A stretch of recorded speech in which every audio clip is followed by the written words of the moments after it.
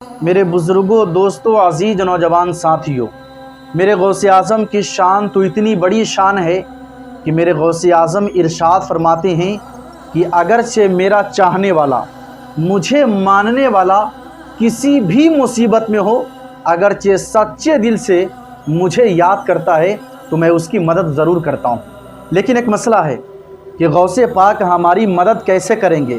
تو شرط ہے کہ آپ کا یا میرا دل قادریت ہونا چاہیے۔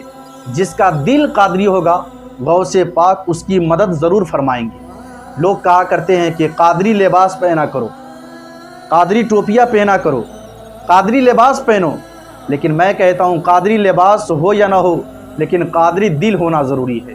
دوستو، حضور غوث پاک رضی اللہ تعالیٰ عنہ کا 11ویں شریف قریب آنے والا ہے۔ بس اسی مناسبت سے حضور غوث پاک رضی اللہ تعالیٰ عنہ کا ایک اہم واقعہ آپ کے سامنے بیان کرنا چاہتا ہوں۔ ایک مرتبہ کا واقعہ ہے کہ ایک گلی میں دو شخص لڑ رہے تھے۔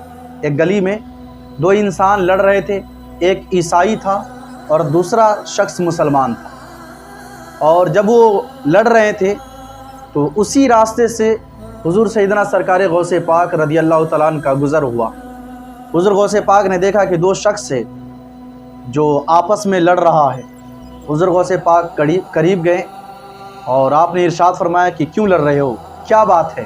مسلمان شخص آگے بڑھا اور اس نے کہا کہ حضور دیکھیے، یہ عیسائی شخص ہے اور یہ میرے نبی کی شان میں گستاخیاں کر رہا ہے، اور وہ یہ بھی کہہ رہا ہے کہ میرے نبی حضرت عیسیٰ علیہ السلام نے تو کتنے مردے کو زندہ کیا، کئی مردے کو آپ نے زندہ کیا ہے، اور اس کا ثبوت، اس کا دلیل قرآن مقدسہ میں ملتا ہے، اور تمہارے نبی نے تو ایک بھی مردے کو زندہ نہیں کیا۔ کسی بھی جگہ پر دلیل یا کسی بھی جگہ پر ثبوت نہیں ملتا ہے۔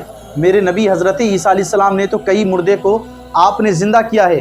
تمہارے نبی سے افضل و اعلیٰ نبی میرے نبی حضرت عیسیٰ علیہ السلام ہیں۔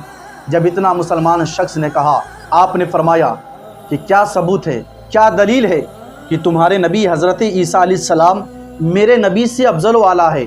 تو عیسائی نے کہا کہ میرے نبی حضرت عیسیٰ علیہ السلام نے بے شمار معجزہ دکھایا ہے، بے شمار معجزہ دکھایا ہے۔ حضور غوث پاک نے فرمایا کہ میرے نبی کی شان تو یہ ہے کہ میرے نبی کا چلنا بھی معجزہ ہے، میرے نبی کا بیٹھنا بھی معجزہ ہے، میرے نبی کا دیکھنا بھی معجزہ ہے، میرے نبی کا بولنا بھی معجزہ ہے۔ میرے غوث پاک نے ارشاد فرمایا کہ اے عیسائی، میں تو اللہ تبارک و تعالیٰ کا نبی نہیں ہوں، لیکن نبی کے غلاموں کے غلاموں کے غلاموں کا ایک چھوٹا سا غلام ہوں، ادنا سا غلام ہوں، نبی کے نواسہ ہوں۔ تو یہ کہتا ہے کہ میرے نبی نے معجزہ نہیں دکھائے؟ میرے نبی کی شان تک بعد میں پہنچنا، پہلے نبی کے غلام عبد القادر جیلانی سے ملاقات کر۔ تو اگر یہ چاہتا ہے کہ میرے نبی نے مردے کو زندہ نہیں کیا ہے، تو نبی کے غلام عبد القادر جیلانی اگرچہ تجھے مردے کو زندہ کر کے دکھا دے گا تو کیا تو میرے نبی پر ایمان لے آئے گا؟ اس نے کہا ہاں لے آؤں گا۔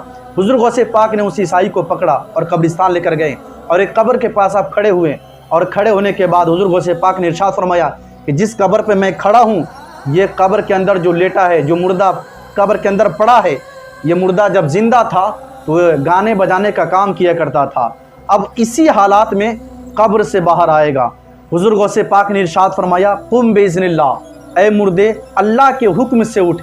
اتنا کہنا تھا، وہ مردہ گانے بجاتے ہوئے، قبر کو چیرتے پھاڑتے ہوئے قبر سے باہر نکلا۔ عیسائی دیکھا، دیکھنے کے بعد عیسائی حیران و پریشان ہو گیا اور غوث اعظم کے قدموں میں گر کر اور یہ کہنے لگا کہ جب نبی کے نواسے اور نبی کے غلام عبد القادر جیلانی کا یہ عالم ہے تو ان کے نانا محمد رسول اللہ کا عالم کیا ہوگا؟